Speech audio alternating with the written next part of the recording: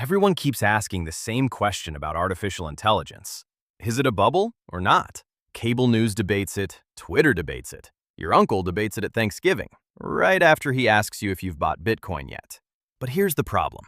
That's the wrong question entirely. Because whether AI stocks are overvalued isn't actually the thing that's going to hurt you. The real danger is hiding one level below the headlines, in a place almost nobody is watching.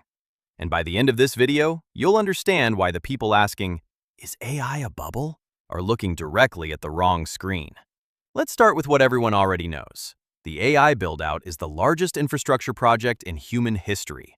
Microsoft, Google, Amazon, and Meta are on pace to spend somewhere north of $400 billion combined this year alone on data centers, chips, and power. Oracle's cloud backlog ballooned past $450 billion in bookings almost overnight. Nvidia became the most valuable company on Earth by selling the shovels for this gold rush. And every earnings call now has the same plot twist. Analysts ask if the spending is sustainable, and executives respond with a version of, "The risk of underinvesting is greater than the risk of overinvesting," which is corporate speak for, "We don't know either, but we can't afford to be the one who blinks first." So yes, valuations are stretched. Nvidia trades at a premium most value investors wouldn't touch. OpenAI is still private, but its last funding round valued it near $500 billion, against revenue that, while growing fast, doesn't come close to justifying that multiple on its own. Even Sam Altman, the man running the company at the center of all this, told reporters in 2025 that he believes the market is in a bubble. In his own words, while insisting his company would come out fine on the other side. When the person selling you the vision admits it's inflated, that's usually worth writing down. But here's the part almost nobody is talking about. The stock market losing 30 or 40% of its value on an AI correction, painful as that sounds, is not actually the scenario that keeps risk managers up at night. Because equity investors know what they signed up for. Stocks go up, stocks go down, that's the deal.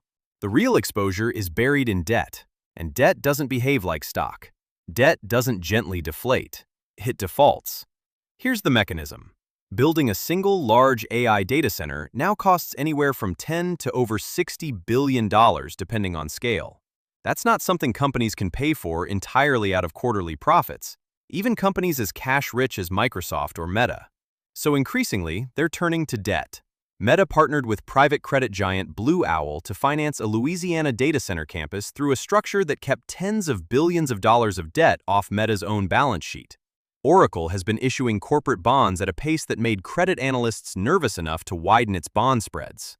And this is where the story stops being about tech stocks and starts being about something much bigger. The credit markets that pension funds, insurance companies, and yes, your bond index fund are all quietly plugged into. Think of it like this. When you buy a stock, you're betting on upside. When you buy corporate debt, you're just hoping to get your money back with interest. That's the whole trade. So when companies pile mountains of debt onto AI infrastructure that assumes today's sky-high revenue growth continues in a straight line forever, the people holding that debt aren't betting on the AI dream. They're betting on it definitely happening exactly as projected, with almost no room for disappointment. And unlike a stock, where a bad quarter just means the price drops, a bad quarter on over-leveraged debt can mean the borrower can't make payments. That's not a correction, that's a default. And there's a second layer almost nobody mentions, circularity. Nvidia has invested billions into OpenAI. OpenAI has committed to spending tens of billions on Nvidia chips and Oracle cloud capacity. Oracle needs that revenue to justify the debt it took on to build the data centers OpenAI will use. Microsoft owns a slice of OpenAI and also sells its cloud computing. Round and round it goes.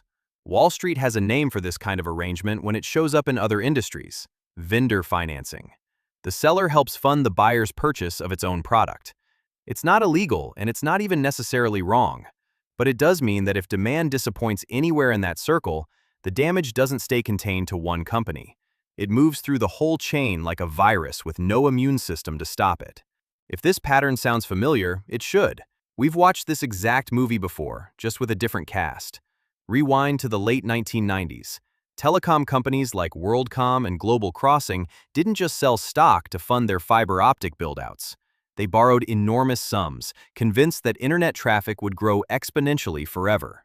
Between 1996 and 2001, telecom companies issued roughly $500 billion in bonds to lay fiber optic cable across the ocean floor and across the country. The bet was that demand for bandwidth was infinite, and it turned out demand was real, just not nearly as infinite as the bond prospectuses assumed. When growth came in below projections, WorldCom collapsed into what was then the largest bankruptcy in U.S. history, and Global Crossing followed it into Chapter 11 not long after. Professor Jay Ritter of the University of Florida, sometimes called Mr. IPO for his research on public offerings, later found that of the emerging companies that went public between 1996 and 2000, only 29% were still standing as independent companies a decade later. The fiber those companies laid didn't go to waste. Most of it is still in the ground carrying today's internet traffic. But the people who financed it, especially the bondholders, got wiped out long before that value was ever realized. This is one brief word before we continue, because building anything this large, whether it's a data center or a business, eventually runs into the same question. Who's actually protecting what you've built? That's a problem worth solving before it becomes a crisis, not after. Now back to the pattern, because it gets more specific than just companies overbuilt. The MIT Media Lab studied hundreds of real corporate AI rollouts in 2025, actual businesses spending actual money trying to put generative AI to work. Their finding? 95% of those initiatives produced no measurable return on investment. Separately, Deloitte surveyed thousands of business leaders across 24 countries and found that while about 3/4 of them expected AI to meaningfully grow revenue, only around 1 in 5 had actually seen that materialize. So the gap isn't just theoretical, it's already showing up in the data, quietly, in survey after survey that doesn't trend on social media because AI adoption underwhelms in enterprise survey doesn't get clicks the way Nvidia hits new all-time high does. Ray Dalio, founder of the world's largest hedge fund, has spent decades studying exactly this kind of imbalance between financed expectations and delivered reality. His framework is simple. Watch the debt, not the mood. Stock prices reflect sentiment, and sentiment can recover in a matter of months. Debt reflects obligations, and obligations don't care how anyone feels. When Michael Burry, the investor famous for correctly betting against the 2008 housing bubble, resurfaced in 2025 with public warnings about aggressive depreciation accounting at major AI infrastructure companies, essentially arguing that the useful life assumed for GPUs and data center equipment was stretched further than reality would allow, he wasn't talking about whether ChatGPT is a good product. He was talking about whether the balance sheets underneath the hype could actually support the debt stacked on top of them. So let's bring this back to you, because none of this is abstract. If you have a 401k, there's a very good chance it holds bond funds, and those bond funds increasingly hold corporate debt tied to exactly this kind of infrastructure build-out. If you have a pension, your pension fund is one of the exact institutional buyers reaching for yield in private credit deals like the one Meta used in Louisiana. If mortgage rates have felt stubbornly high, even while the Fed talks about cutting, part of that story is enormous corporate borrowing competing for the same pool of capital as everyone else. This isn't a closed loop happening somewhere far away on a trading floor. It's threaded through the same financial plumbing that touches your retirement account, whether you've ever bought a single tech stock or not. Here's the answer to the question we started with. Is AI a bubble? Wrong question. The right question is, who's holding the risk when the growth numbers underneath all this debt inevitably come in lower than projected? Because they always do eventually, in every cycle, in every era. And the answer isn't just venture capitalists and day traders who can afford to lose. It's private credit funds, pension systems, insurance companies, and bond markets, all quietly underwriting a bet that the most optimistic AI revenue projections play out exactly as drawn on a slide deck. Everyone's staring at the stock ticker, waiting to see if Nvidia goes up or down tomorrow. Almost nobody's looking at the debt structure holding the whole thing together. That's the tell. That's what nobody's talking about.